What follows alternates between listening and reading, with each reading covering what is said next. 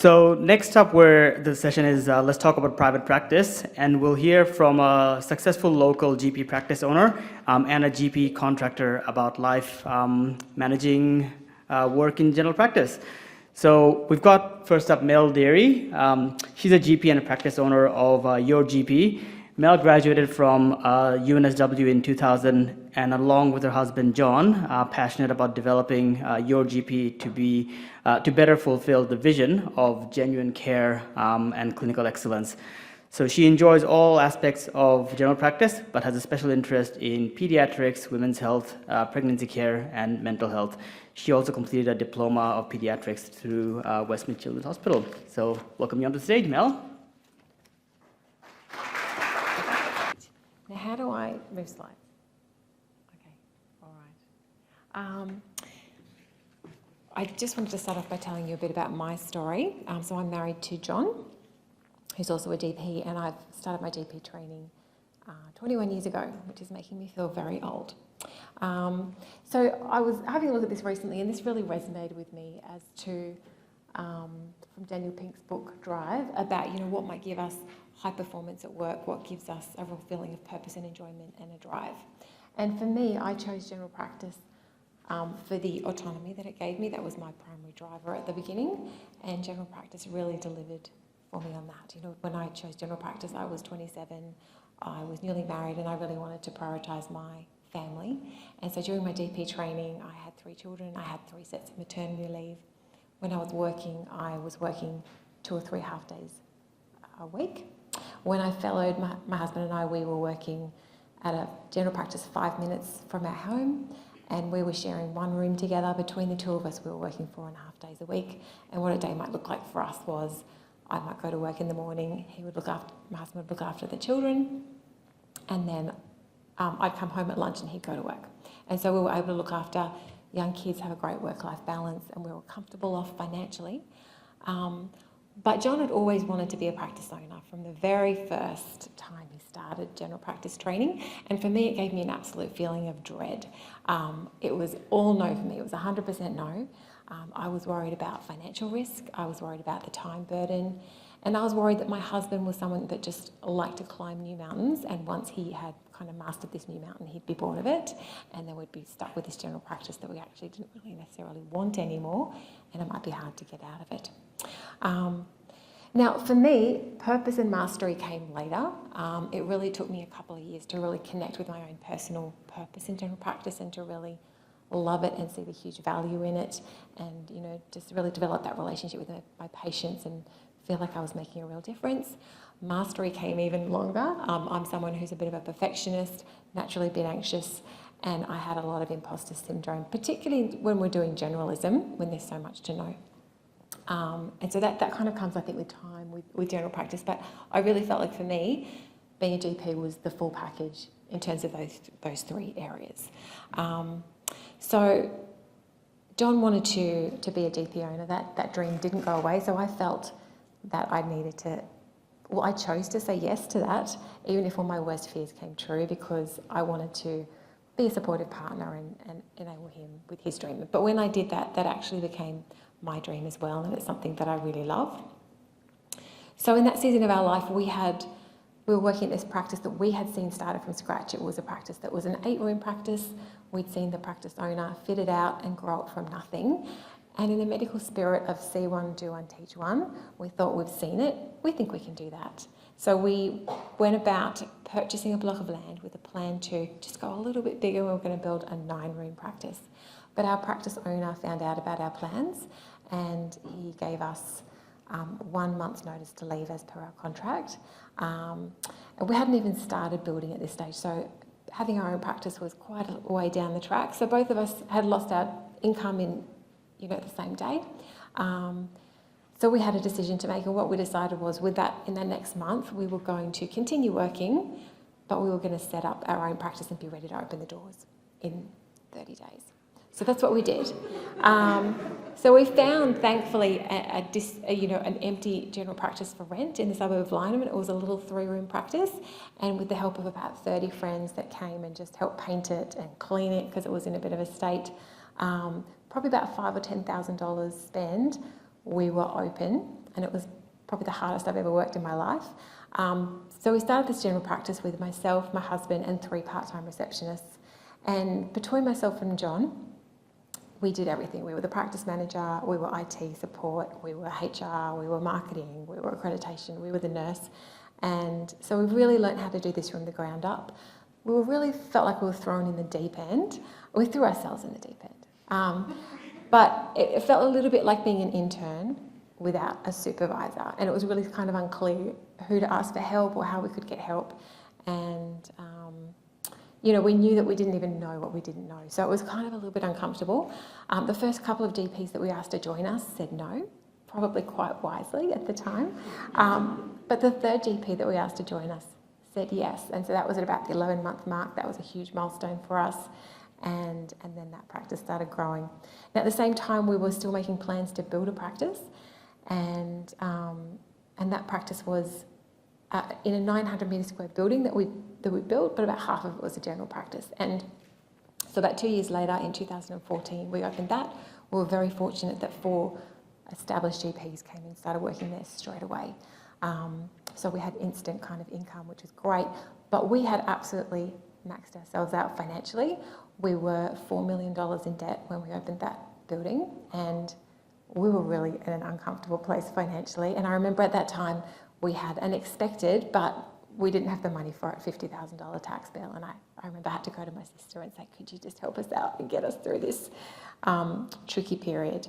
So that practice, started to grow, and we started to get a bit more comfortable and get that debt down. And that was a 9-room practice that we have since extended a few times, and it's now a 20-room practice. And then we've opened another practice in Denman Prospect in 2019.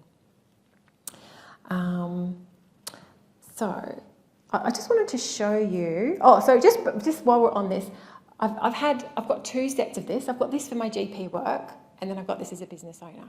And so I've kind of started at the bottom again, in terms of mastery. I kind of felt like I'd had some mastery of general practice, and then I started at the bottom as a business owner, and I've kind of, still working my way up. I do feel like being a business owner is much harder for me anyway, and my husband agrees, in his situation, than being a GP. I think, managing staff in particular is a real challenge, much more than managing patients. And both being a GP and a business owner, there's always so much to learn, and I really enjoy it. And I have a great sense of purpose in both of those roles. So I just wanted to just give you a quick little view. This is our humble beginnings in Lyneham. So our reception, consult room. This is my original consult room. One of the things we love is all of our practices have got windows. This is our treatment room at Lyneham.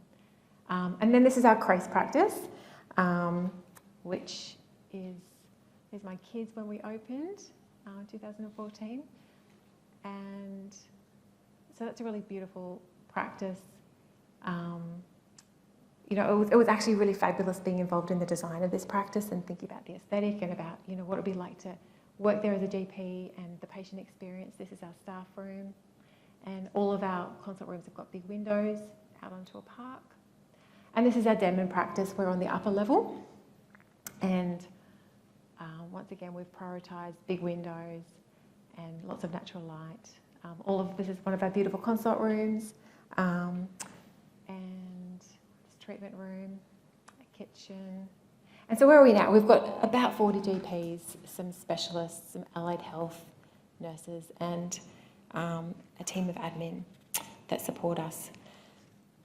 So what's it like, that kind of relationship between a practice and a GP? Now, when you first start working as a GP registrar, you are employed by the practice, so you're an employee. But what usually happens after that is, not always, but you become a sole trader, and so you're actually operating your own little business within the general practice. And how that works differently in different practices, but how that works in our business is that the patient fees and Medicare and DVA payments and, say, workers' comp payments go directly into the GP's bank account, and then every 2 weeks in our case, a percentage of those billings are taken out as what we call a service fee, and that's the service that the practice is providing to you to assist you to run your business. So that covers things like rent and the cost of us hiring paying for receptionists, nurses, electricity, IT support, providing the computers, heating, insurances, the kind of medical record software, the booking software, so the complete package that you need to run your business. I think pretty early on we developed our own practice values for your GP, which was for us genuine care, clinical excellence and continuous improvement. And as a practice we feel that we serve the patients and our staff and the GPs, but our number one is our GP. So we feel like we are serving the GPs as they serve their patients.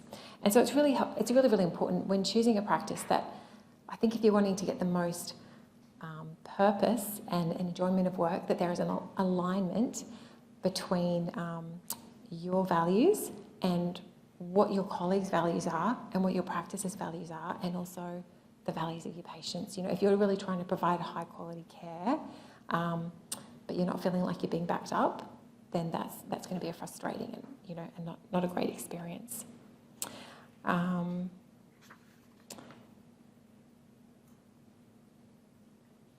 So, how am I going for time? Okay, I'm racing through this. So in our practice, we've got GPs with a range of special interests. However, most of our GPs are doing generalism, and you don't actually have to have it. I know there's lots of talk about special interests, but you don't have to have a special interest, and doing generalism is fabulous, and it's such high value work. I have very deliberately just chosen to do generalism. Often I think, oh look, I might specialise in this or that, but I've personally chosen that generalism is for me. This is a little bit about the how of starting up your business. So you can do a startup like we did. You can buy into an existing practice or purchase an existing practice, and there's pros and cons with each. So with a startup, there are setup costs. You might need to do a fit out. You might have a slower patient base at the beginning. You mightn't be fully booked at the beginning. You won't have existing staff. You won't have training. You won't have systems.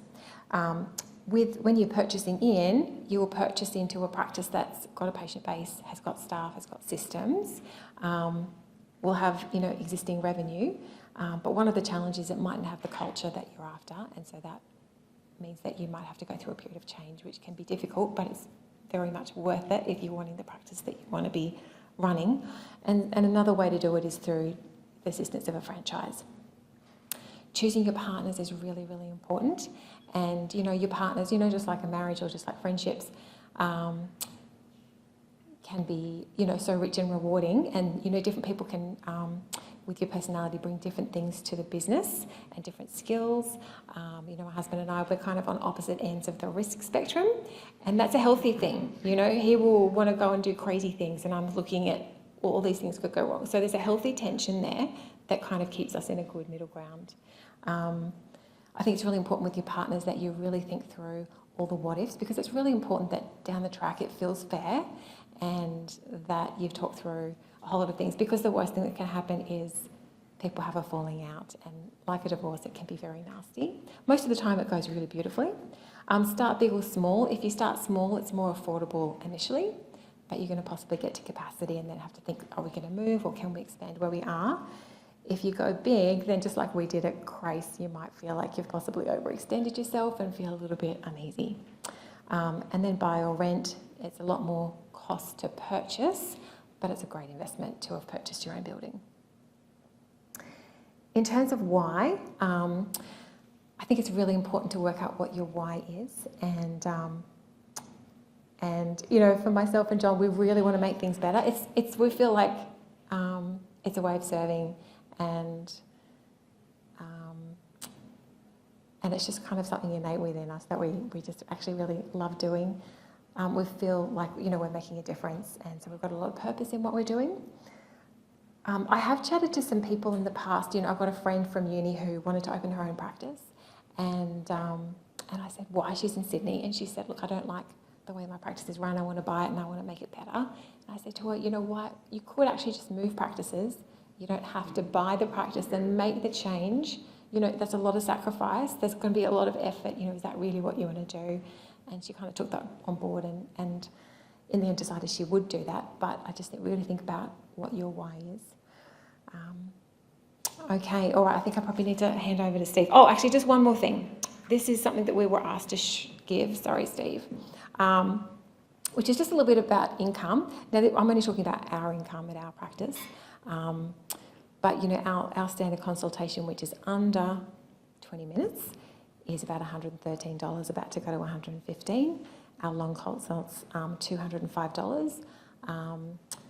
And, you know, different GPs are earning different amounts depending on the type of work that they do. You know, so the proceduralists might earn a little bit more. We've got some proceduralists, you know, working about 3 days a week and having a gross of, you know, about $750,000. So they're taking about 2/3 of that home. We've got some GPs working about 2 days a week and some weekends and earning about $400,000 gross. So they're taking home about $260,000. And just in terms of what you might be able to earn as a registrar, so we've got a GP2 at the moment who's got a gross of about $460,000, so he'd be taking at least half of that home. And then we've had some GP3, 4s who were earning about $480,000 to $520,000 gross. So once again, depending on what you've negotiated with your practice, you know, taking at least half of that home. Okay, thanks. I'll hand over to Steve.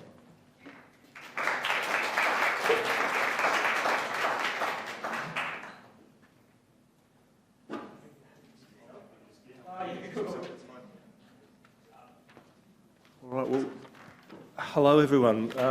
So look, I'm Stephen Martin. I'm very lucky to work with Mel at the beautiful Dimon Prospect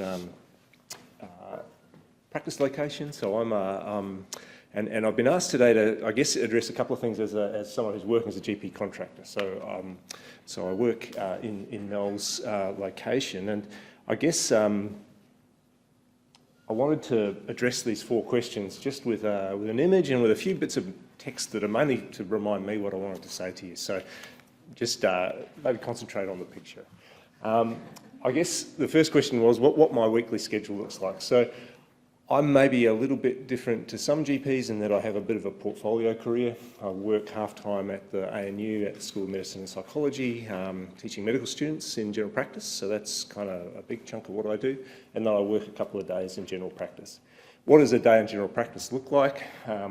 As many of you may be familiar with, we kind of break our clinical work into sessions. So, you know, I work a morning, maybe 4 hours or so, see a certain number of patients, and that's how my day is sort of structured. I guess, you know, I'm part-time. I have to do some after-hours checking of results and contacting patients and just making sure everything's going okay during the week because I'm 2.5 days working at the uni rather than in general practice. So that's a slight complication for me. I guess we always have to keep time set aside for doing all the things we need to do as doctors, making sure our professional development hours are up to date and looking up things that are interesting for patients, talking to colleagues, having practice meetings. So the week is quite varied and will depend on where you're working, really. The next question was, what are my work conditions as a contractor in private practice compared to a hospital job? So, yeah, that's a tricky one. It's a while since I was in the hospital. I graduated from ANU in the class of 2013. I trained at Canberra Hospital and North Canberra Hospital a little bit. My story's a little bit like Betty's, and now I've kind of split my job with medical education and clinical work. I guess the first bit I'd say about all this stuff to do with money and how we structure our finances and things like that is just that I'm not a financial advisor, and really you got to figure out for yourself what's best for you in your situation and your family. I guess the answer to this question also really depends on your stage of training. So you go from being an employee of ACT Health or whoever as a doctor in the hospital. Well, your first job in general practice, if you're a GP registrar, you'll be an employee as well. The slightly complicating thing is that you might end up changing employees several times during your training because we have training in sort of 6-month blocks. So when you go to your new practice, you'll negotiate a contract with the practice that you're with. You've got a bit of backup behind you. The GP Registrars Association has and the Supervisors Association have got these minimal standards for your training, which everyone has agreed they'll adhere to. And so when you start out in general practice, you know, the name of the game is maybe not to maximise your earnings. It was probably to sort of get on board with being a GP, trying to figure out, get your feet under you, figure out how you're going to be working in this new style of practice, which is quite different from the hospital. So, you know, there's a minimum pay that you'll take home, and you may only be seeing a couple of patients an hour. You may be needing to get your your supervisor in quite often to help back you up on things, and that's how it should be when you first start out. The big announcement, I guess, that Labor made last week, or was it the week before? I can't keep track these days, but maybe backed up by whoever gets in the new government, is that some of those conditions are going to change in the future. So one of the good things is that there's a bit of a shortfall on average from the terms and conditions of a hospital-based registrar going to GP Term 1 registrar, and the government is planning on boosting and giving you a payment of about 30 grand to try and make up the shortfall. So if you enter general practice training in the future, hopefully it'll be even a smoother transition in terms of finances and things. So me as a fellow GP, as Mel said, I'm a little business of one. That's kind of how I work. Now, there are some GPs who have salaried positions. They're relatively few and far between, to be honest. If you were to work at an Aboriginal community-controlled health organisation, for example, you might well be a salaried GP. So there are positions like that around, but they're relatively rare. Most of us are contractors. So I have an ABN. I think of myself as a little business. No one ever taught me how to do that in medical school. It's a hat that I wear with a little bit of discomfort. We could talk about all manner of things to do with mixing business and medicine, and we can, you know, but that's the model we have in Australia. That's what I work in. So I guess the question is, you know, what are the good things and the bad things about it? Well, the good thing is it's really flexible. Because I'm the business that's seeing patients, if I don't want to work on that particular day with enough notice and, you know, not putting too many people's nose out of joint, I can say, I want to take that day off, thanks, no worries. Of course, I don't get paid because I'm not sitting down seeing patients that day, so, you know, that's the downside. It's flexible. I can set up my week how I like. If my circumstances change, I can renegotiate with my practice and we can come to some arrangements, and I've done that a number of times, both at this practice and previous practices.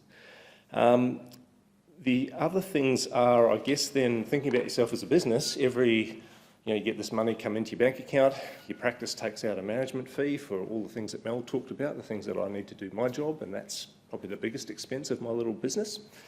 The other stuff is I've got to pay fees to APRA, I've got to pay my medical indemnity, I've got to do this and that, CPD things, RSEGP fees, all that stuff. And so at the end of a period of time, and in case of small businesses, it's every quarter, you total up how much your incomings were and your outgoings, and you pay so you declare what you've done in your business. It's really pretty easy because there's like an accounting management software that just does it for you. Essentially, you press a button and all my money goes into one account, all my expenses get paid out of one account, so the practice software the software just goes ding, that's how much came in, that ding, that's how much you owe in tax. And then, so it's relatively easy to keep on top of these things. I just want you to realise it's a little bit of a mindset change. Every GP in the country is doing this though, so it's not like you can't say to your mate, how have you structured this? How did you do this? What did you do? There's heaps of advice out there. It's really pretty straightforward. You probably need an accountant. I never used to have an accountant before I became a GP registrar, but now I've got one. That's fine. That's what they're there for. What else? There's all sorts of things you can do with, you know, family trusts and blah-de-blah. My setup's very vanilla. Again, don't ask me for financial advice. I'm probably not the person you want to listen to, okay? The other questions and things, I guess, you know, how are GPs paid? That's a real nitty-gritty of you know, how's the money coming in? Well, as Mel said, there's a bunch of, so if you're a registrar, you're an employee, you'll draw a salary, you'll have superannuation paid for you on the salary that you're drawing. It's either a minimum amount that everyone's agreed for your stage of training you get no matter what, or if you're actually seeing more patients and billing more money, as Mel said in our practice, because we're a privately billing practice, a lot of registrars are well above that threshold of the minimum, well, you'll get that amount, and it goes on a percentage of what you're billing for the practice. So that's how it's set up. As a GP contractor, same sort of thing. Percentage of my billings I get to keep as income. I pay a management fee to the practice, and there's all manner of stuff that comes in. if I've got this little accounting software which shows me all the payments from patients and all the stuff that's coming in for me as a doctor, it's really complicated. If you're a practice owner, you'd want to be across all of those items. For me, I pay a management fee to Mel's company. They look after collecting that money for me. It goes into my bank account, and there's a trust between our companies that that's been accounted for correctly. It's a lot to get your head around. If you want to go into the minutiae, you can. For me, as a GP contractor, I generally let my accountant have a look at that stuff, and it's really quite easy to manage, to be honest. The other bits and pieces, or the other question, which I guess is, for me personally, what about lifestyle as a GP contractor, balancing work and family?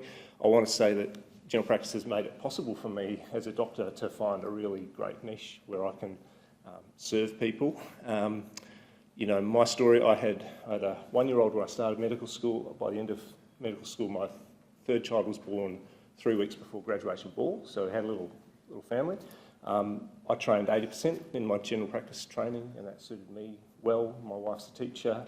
We have a great time in Canberra, and I'm really thankful for the ability of general practice to allow me to have a portfolio career. I can work half-time in medical education, which I love. I can do a bit of clinical practice, which I love as well.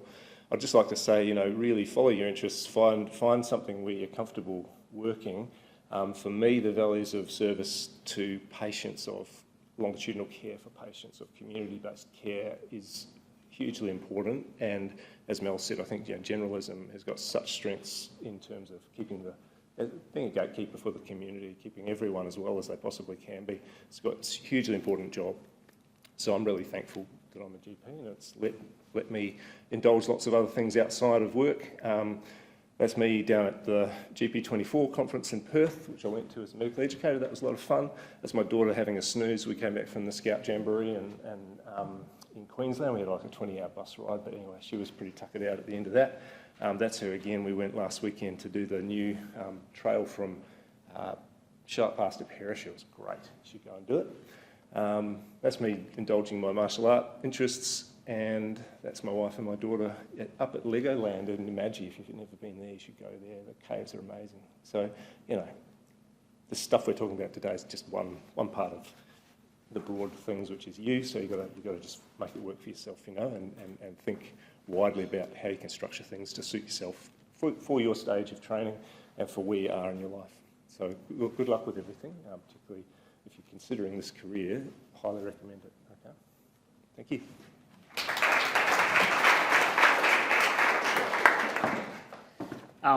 That was great, Mel and Stephen. That was really insightful. Never heard the your GP inception story, because I came when you guys were already sort of well established to Canberra. So very interesting to sort of hear that. And I guess picking up from what Stephen was saying as well, like a lot of GPs actually in Canberra, compared to other states, I feel do have much more of a portfolio career, and that's possibly because of the range of options that are actually available to do in Canberra, and a lot of the business side of things as well. This actually is relevant no matter what specialty you go into. When you finish as a surgical, when you fail in any other specialty, if you're doing a mix of public and private practice, increasingly a lot more people are doing private practice because staffy roles are becoming more rare. It's relevant no matter what specialty you end up going into.